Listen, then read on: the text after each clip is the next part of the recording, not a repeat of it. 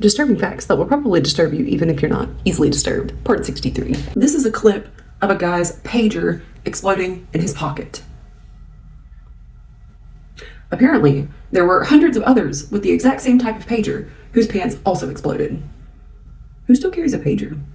Christopher Hubbard was convicted in 1973, 1982, and 1990 for a series of rapes and other sex crimes targeting dozens of women. He was dubbed the pillowcase rapist who built a sex dungeon and attacked at least 100 women. Christopher, who is 73 now, has been granted conditional release, and a hearing on October 1st will decide where he is released to. Meaning, you got it. He's being released back into the wild. If you live in California, don't forget to lock your doors at night. This is the Pit of Despair, a device designed by Harry Harlow, technically called a vertical chamber apparatus that he used in experiments on monkeys at the University of Wisconsin-Madison in the 1970s. The aim of the research was to produce an animal model of depression. Now, Harlow's wife had died not long before he started these experiments. Someone that worked with him said that when he came back from his bereavement leave, he was a totally different person. And that's when these particular experiments started. Now, Harlow had previously done an experiment where he placed newborn monkeys in isolation chambers for up to 1 year. But with this experiment, with the Pit of Despair, he placed monkeys between 3 months and 3 years old who had already bonded with their mothers in the chamber alone for up to 10 weeks. Within a few days, they had stopped moving about and remained huddled in the corner.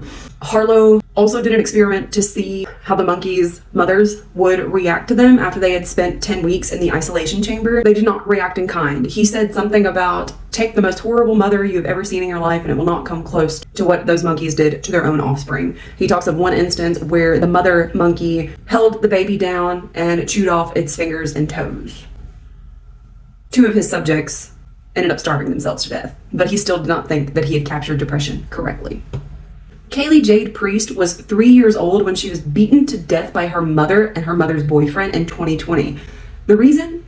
Because her crying interrupted their sexy time. Kaylee's mother allegedly called 911, but the jury determined that Kaylee was already dead by the time her mom decided to call 911. Experts likened Kaylee's wounds to those of a child either hit by a car at 40 miles per hour or from falling 3 floors onto a concrete floor.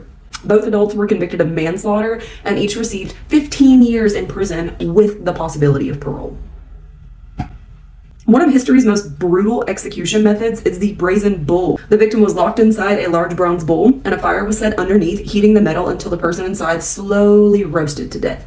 That, I think, is right up there with the torture where they would put a rat on your bare stomach and then put a bucket over it and then set the bucket on fire. The rat would chew through the victim's stomach to get away from the heat.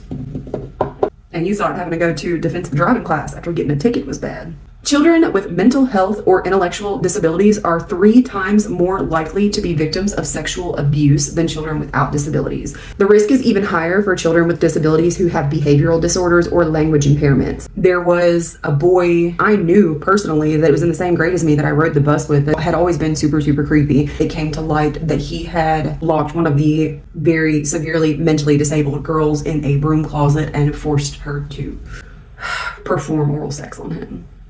In 2006, an Ohio State medical student named Brian Schaefer entered a bar with his friends. After being recorded entering through the bar's only publicly accessible entrance by security cameras, Schaefer was never seen exiting the bar and has never been seen or heard from since. There's a lot of speculation as to what happened to him. So some people say that he had gone through a different exit that had a lot of construction work going on and that he ended up falling into a river, but they searched the river and they never came up with his body, which doesn't necessarily mean anything. And another reason that that one is a little bit less believable is because the construction that was going on near the bar that he could have possibly exited through was so confusing and so dense that experts say that it would have been virtually impossible for a man, especially an inebriated man, to be able to zigzag his way through it. But Brian Schaefer, if you are watching, please comment. Let us know that you're still alive. If you're not alive, say hello from the other side, because I must have called 1,000 times.